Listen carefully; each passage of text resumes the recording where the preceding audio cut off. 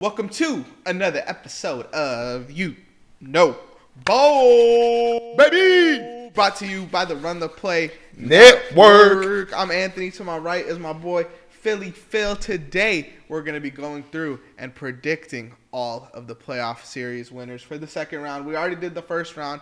After the first round, I am leading Phil 9 points to 6. Yep. Second round's already started.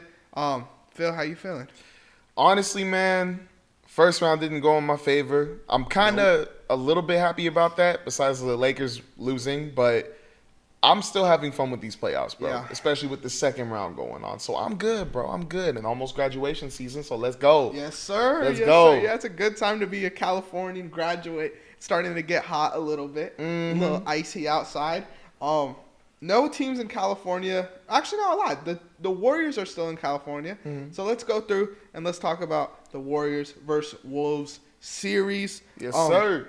I'll start. I'll kick it off. I got Wolves in 7. The Warriors started off hot. They played tonight, so I mean it could like flip how I feel after tonight.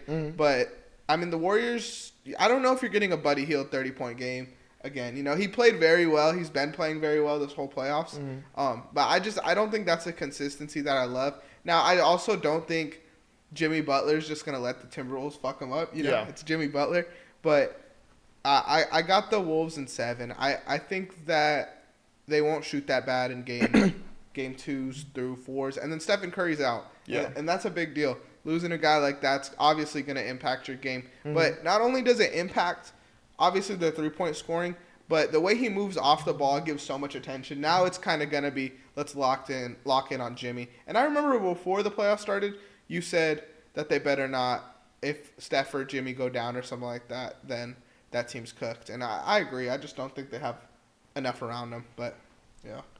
Yeah, I don't remember myself saying that. I probably did, but I just don't remember like verbatim what I said because I was going to try to roll off that. But I honestly have Warriors in 6. Really? I have Warriors in 6 only because, well, the one thing that I was thinking about, and this was before we recorded this. I didn't talk about it on the episode, but this was after when me and Anthony were just chopping it up.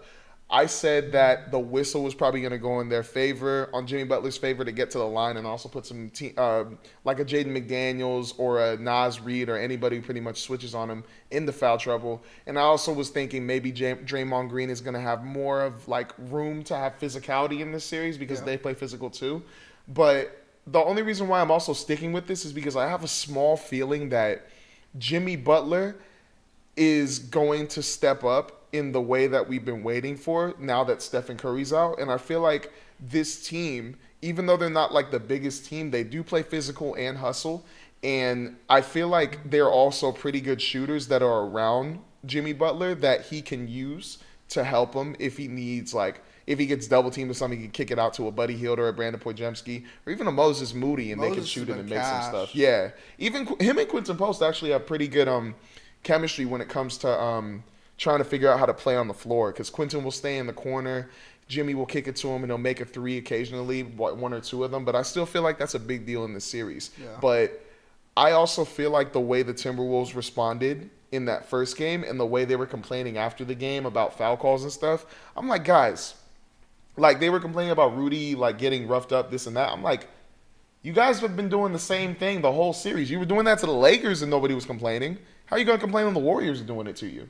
Like, come on. I don't like complaining about the refs. You know, I was telling a lot of people after Thunder game 1, and I guess we could save it for that like it wasn't the fact that Jokic was getting to the line too much. It was more of the fact that we just like got out of the game. You know. Yeah. Like it's a mentality thing. If you want to let the fouls bother you, then they're gonna bother you. And I get you feel like, oh, like we're not getting it both ways or whatever, but like the Timberwolves are too good. You know, as far as roster personnel goes, they have the guys to respond to that. Yeah. So I think like just don't let the refs take you out of the game. I feel like the day Buddy Hield has a bad game, everyone's gonna drag him online. Oh yeah. I feel so bad for him because no one's gonna talk about how good he was game 1 or how good he's been. But the second he goes out and shoots 1 for 8, they're gonna fucking take him on Twitter and wipe the floor with him. They're going to be like, oh, fluke game, yada, yada, yada. But I think this would have been a good series for Kuminga to cook now Yeah. that Steph's out. But he's just been so bad. Like, Steve Kerr's going to be in a very awkward position where he probably should play Kuminga because he is a scoring option. But he's just been, like, he hasn't been that in the playoffs, or really since they got Jimmy Butler, he hasn't been that. Yeah. I mean, I'm thinking about maybe what if you, like, use him as a sub for Jimmy Butler? And then have Buddy Hield and Draymond run the show, try to get the ball to him or something, or even Brandon Podjemski and Draymond run the show and get the ball to him. You can do that. It's just Kuminga's been so bad, and I think that's the fear. Like, Yeah, if I was that's what Steve I was Kerr, thinking I don't know if I'm playing him or not. Like, I might just play Jimmy 44 minutes. You know, so I don't know. It's going to be interesting to see how they figure the series out. The series is definitely the most. At least for me, I think the hardest to figure out. Yeah. Because I feel like both teams are just scrappy defensive teams. It's going to come down to who has a bad game first. I think they have like the number 1 and number 3 defense since the trade deadline or something like that. So this is going to be a war, but I still got the Wolves, man. I think they've shown between this playoffs and last playoffs that they handle controversy very well. And they had a very bad game, but I see them bouncing back. Okay. I mean, I want the Timberwolves to win. Like, obviously, like I was thinking, like, with their bench, like, I thought it was gonna be better anyways. But there's just something telling me Warriors in 6.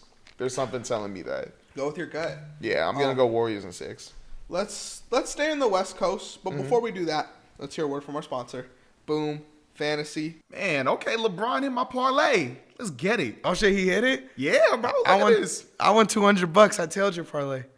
How the heck did you win $200? I used Boom Fantasy. I used their pick and spin, spun the wheel, got 10 times my money. Bro, you gotta hook me up. If you use code RTP, you could get a risk-free bet up to $100. Let's get back to the video. Shout out Boom. They just dropped XP today on that. XP? Yeah, like so every I think dollar you spend, you get like 100 XP. Whoa. And then if you level up, you get more promos and stuff. So it's pretty good. I really love the app. I was using the app before they sponsored us. Hey, so, download it, man. Come on. Yeah, code RTP, man. They hook it up. But let's stay in the West Coast. My Oklahoma City Thunder just put BTA on the Denver Nuggets last night. We beat them by 43. Man, that first game had me fucked up. I'm not going to lie. That first game had me emotional. Wow. Me and Izzy were supposed to watch our show after, and I was just so checked out of it. Like, it took me like 20 minutes into the episode of our show to be like, I'm good. Because we watched it like immediately after. But, bro, like the second Chet went to the line, I looked at my pops, and I was like, I don't trust this motherfucker. You know? Oh, wow. But other than that, I really love what we did yesterday. Obviously, it's hard not to. Our defense looks elite. I feel like we're playing Jokic I feel like we played Jokic very well in the first game. You did. I know he had 41 and 22, which is insane. But I think a lot of that was the fourth quarter. Like, our game plan for him was so good because I thought personally we were going to let him rock and have someone else beat us. But we were sending doubles at him the whole first game. Yeah. And it was working very well. I just think he got to the line a lot, which is fine. And, that took us out of the game. Yeah. With that being said, I think that's the only one they get on us. Thunder in 5. Simple. I said Thunder in 6, but yeah, it was a good first game, especially from Alex Caruso. Yeah. Brody had the boomstick on him. That man he had like 20 points, 1 rebound, 6 assists, 5 steals, and two blocks. Like, what? But, like, I think the thing that messed it up was that the Nuggets kept on getting closer, and it was because of Christian Braun and Russell Westbrook getting those, like, second chance points right when they needed. Like, whenever they were missing, I feel like you guys maybe just, like, chilled out for a second, and I feel like it's also because of the rest, but right when that, like, I think it's because also you guys thought the ball was going one way, but then it went exactly their way. I wouldn't say it's that. I feel like it was. I would say it's because Chet and I both had 5 fouls, and I think they were scared to be aggressive down there because you don't want to foul out on the rebound. That too. That's what I think it was because I agree with you. I do think the offensive rebounding between the guards specifically killed us. Yeah. And Jokic too. Jokic was killing on the offensive glass, especially in the fourth quarter. But yeah, I feel like since they fired Mike Malone, it kind of reminds me of when Cleveland fired David Blatt and hired Tyronn Lue because I think they just like Jokic to be the coach almost. And Adelman will kind of take a step back and rock out. Mike Malone was a little much. You know, like he's very direct and he's going to try to control the locker room. I think they just wanted to give it to Jokic. Yeah. And similarly, when David Blatt was in Cleveland, he was too good of a coach to be there. and they were just like, all right, we need Tyronn Lue here because he's going to listen to LeBron, you know. And I think that's kind of a similar thing that's happening in Denver, which I'm curious to see how it works out. It obviously didn't work out game 2. It barely worked out game 1. Yeah. So I think the Mike Malone firing was still bad. If I was coaching that team, I think I would have a little bit more Aaron Gordon on Shea. Yeah. Wait, on Shea? Yeah, because those defenders usually do a lot better than having a guard on him. If you look at last year, like P.J. Washington, for example, I just think as far as Denver goes, they could use something different. Russell Westbrook did a great job in game 1. Yeah. Don't get me wrong, but game 2, it was Aaron. I would have Aaron Gordon matched up on Shea a little bit just because that physicality. I don't think it fucks Shea up or nothing like that, but I think it does drain him a little faster. Yeah. So that would be my tip of advice for Denver. Yeah, but also Denver, you need to shut up. You need to shut up. We're complaining about fouls, like not just Minnesota. You guys, what are we doing, bro? What? Just play the game. Like you guys are playing the same type of physical. Like the first game I was watching, there were so many times SGA was getting grabbed or bumped in a way where it was like, come on, bro. But they weren't complaining. They were still trying to play. You were doing it to the whole team. Jalen Williams, Chet Holmgren, Isaiah Hardenstein. Caruso can just take it. I don't even think he was just spotted up in the corner. He had the boomstick on him, so he was making it. But you guys can. I'm getting sick and tired of this. If you guys are playing physical, pushing, doing this, shoving, everything, and I know you guys look at the gameplay footage too. Stop complaining about fouls. Stop it, please. Yeah, just enjoy that you can do it. Just enjoy that you can play physical. We very well could have complained about refs game 1. Yeah, and I'm not gonna go there because I'm off that time. But I think there was plays I saw on Twitter of like Shea getting fouled and taking a floater while he's getting fouled, and they're like, "Wow, he's foul baiting." It's like, no, bro, you get to the basket. What's he supposed to do? Hold the ball? You know, like so stupid. I think a lot of Twitter fans are casuals when it comes to the refs. What were specific Nuggets players talking about the refs? It was like in an interview. I think Aaron Gordon was talking about the refs. Aaron Gordon, I did see that. actually. That was the one. And I was like, how are you gonna complain, bro? You one of the most physical players on that team. Like all you guys are. I think the only other person who doesn't play that physical is Michael Porter Jr. I don't get that. When there was plays last game where I thought Jokic should have got ejected. Too. And that's okay. Like, I understand, like, the game should be entertaining. Keep him in the game, whatever. But just don't have one game like that and then go out the next game and complain. You know? Exactly. And realistically, bro, I know it's all about rhythm, and it's hard to get your rhythm when you're getting fouled if you feel like that. But, bro, y'all lost by 40.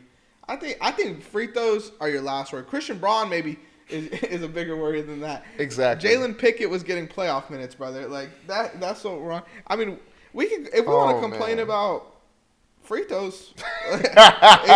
Here we go. We can go to the box score. Let's talk. I should pull up the stinking box I got score. the box. Actually. Don't worry, I got it. Let's talk about Aaron Gordon. You want to complain about free throws? Maybe you shouldn't shoot 3 for 12 from the field.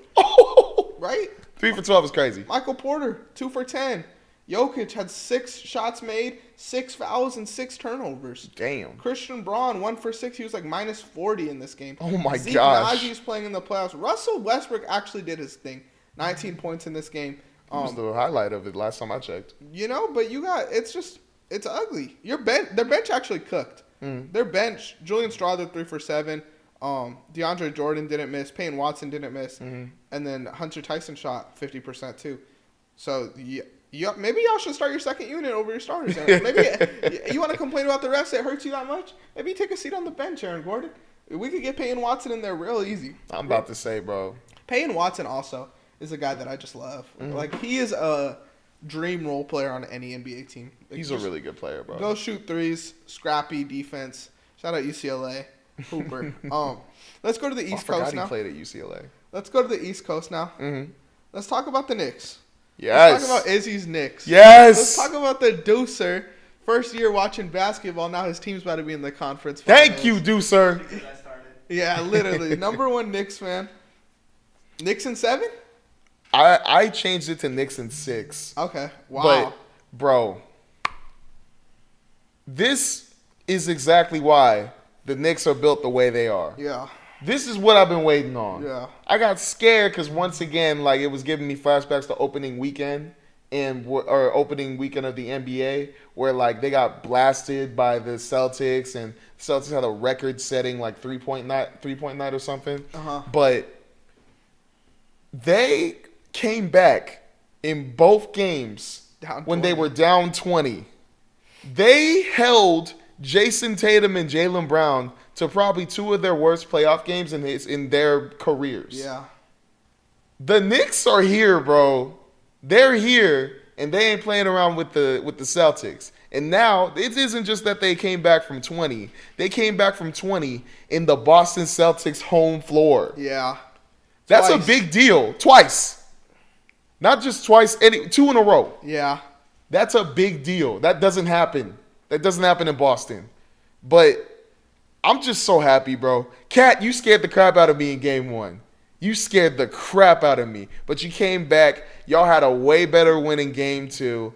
And now you guys are going back to your garden. And hopefully you guys get one win or both wins there. I would love you guys to sweep the Celtics. I think it would be funny. But that would be elite content. That would be hilarious. That would make my day or make my season, even though the Lakers got blasted out of the first round. But if the Celtics get swept, ooh! Dude, you know MSG is going to be jumping for this next game. Oh, yeah. Like, the Knicks came 1-2 in a row. Like, that arena is going to be proud of that team. They're going to be jumping for sure. That's going to be a great game. An exciting game to watch. Oh, yeah. And I think, like, I did a lot of shitting on the Mikal Bridges trade all year.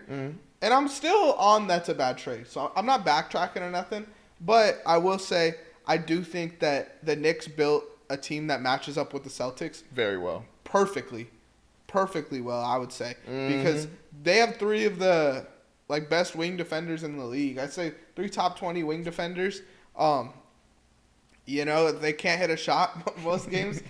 Even though they had, I think OG had a game one. OG was going nuts. Game two.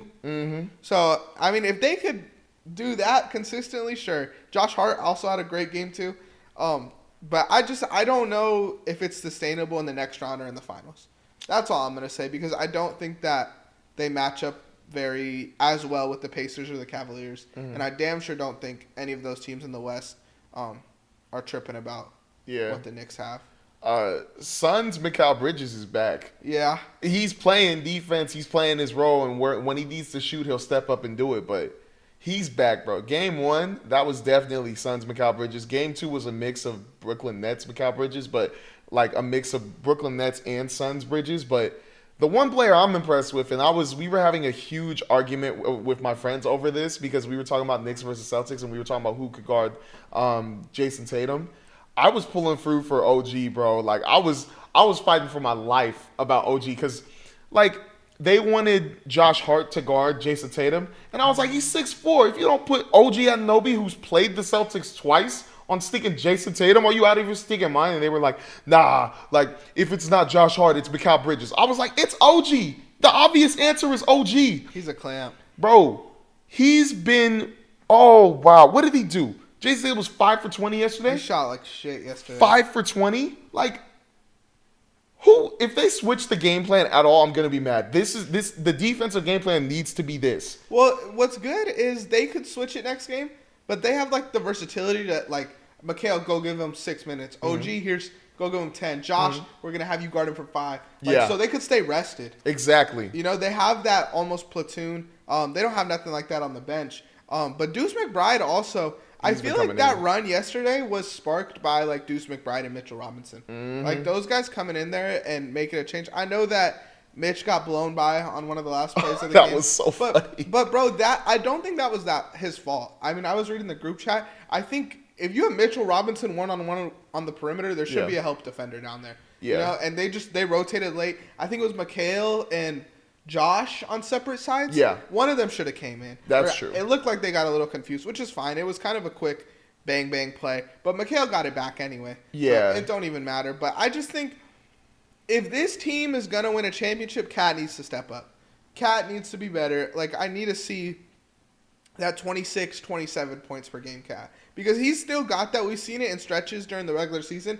And when we saw that Cat, there was stretches in the regular season where Cat was their best player. Yeah. If we get that Cat and Jalen Brunson could be like a reliever almost.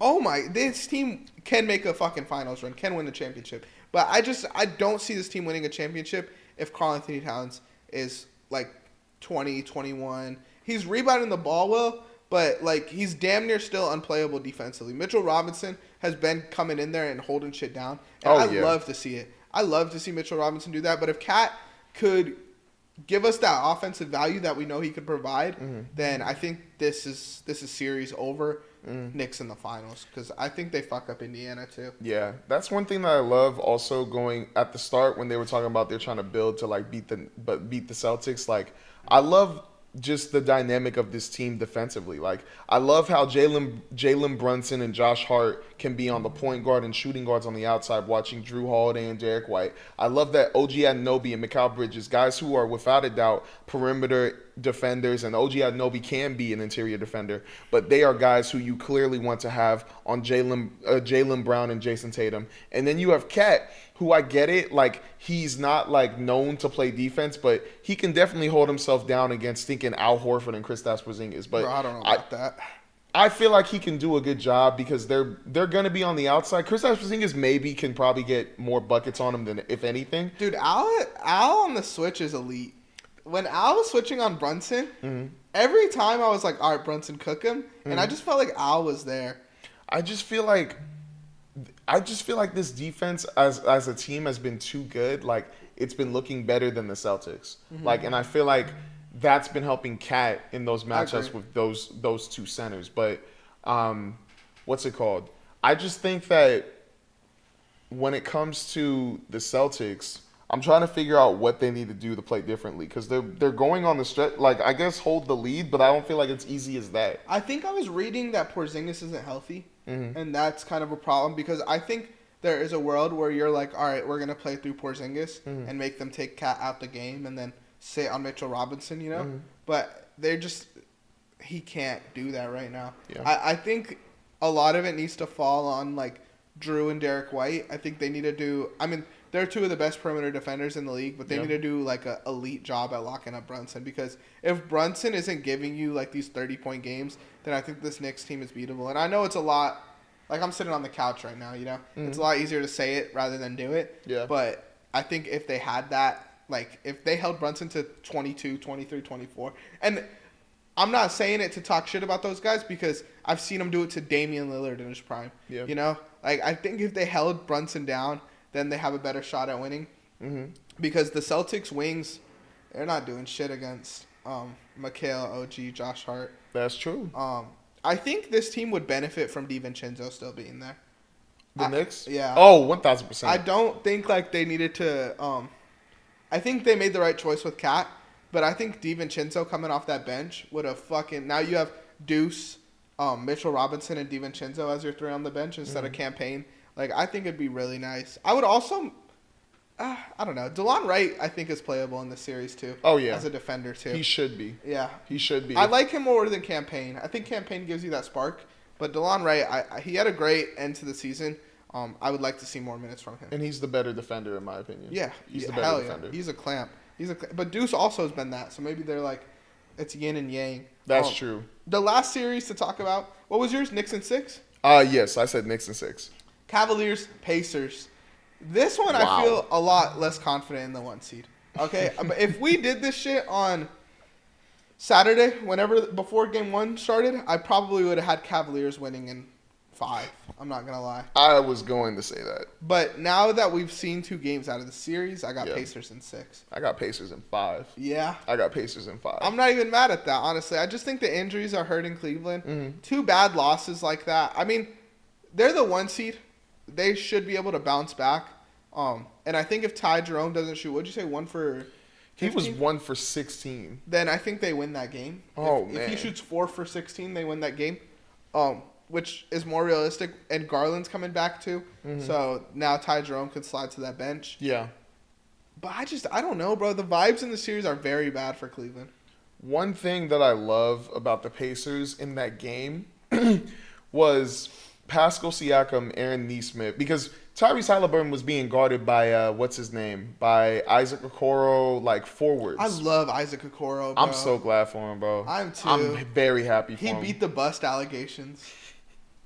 He really did though, Yeah. but like they're putting bigger forwards on him, so he was getting locked up for the longest time, but his forward stepped up. His shooting guard stepped up. Andrew Nemhard, Aaron Neesmith. Dude, it's so crazy how good fucking Aaron Neesmith and Andrew Nemhard are. Oh yeah, bro. They're so fucking good. Bro, like I was so shook on how many times like if they couldn't get the ball to Tyrese Halliburton, they said, "Okay, watch this." And then stinking Andrew Nemhard, if he couldn't get a shot off, he finished the game with 12 assists or 13 assists with like 15 points and 7 rebounds. And I was like, how do you have more everything than Tyrese Halliburton? Yeah. How are you going And he's off? a role player. Like That too. And not in the way of like a diss. He's a role player in the sense where he's usually like, he's not making the actions, you know?